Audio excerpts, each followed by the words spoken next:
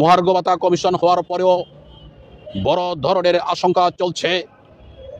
এই কর্মচারীরা অপেক্ষায় আছে।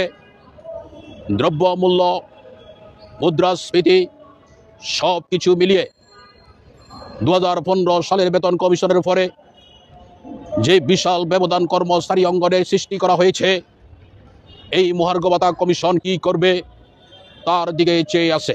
অতীতে যত বৈষম্য সৃষ্টি হয়েছে, যত অন্যায় অবিচার হয়েছে কর্মচারীদের মধ্যে, সচিবালয় ভিত্তিক এবং সচিবালয়ের বাইরে কর্মচারীদের মধ্যে, এই মহার্ঘ ভাতা কমিশন সকল কিছু বিশ্লেষণ করে তার একটা সুন্দর সমাধান দিবেন।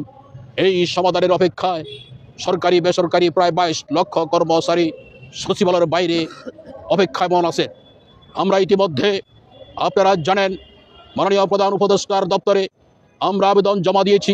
আমরা অনতি বিলম্বে আমাদের দাবি আদায় ঐক্য পরিষদের অঙ্গ সংগঠন সকলের সাথে 17-20 সহ যত সংগঠন আছে সকলের সাথে আমরা 2-1 দিনের মধ্যে আমরা বসবো। মনে রাখবেন, ঘরে বসে থাকলে কখনো আপনাদেরকে বিবেচনা আনা হবে না। আপনারা রাজপথে না আসা পর্যন্ত আপনাদেরকে এই সরকারের পক্ষ থেকে আপনাদের ক্ষুধার কথা জানবে না, ক্ষুধার কথা বুঝবে না, ক্ষুধার কথা তারা বুঝবে না। আপনারা আসে রাজপথে আসে আপনাদের মনের কথা, ক্ষুধার কথা, আপনাদের বেদনার কথা, আপনাদের সংসার কিভাবে চলছে এই দুঃখ বেদনার কথা সরকারকে জানাতে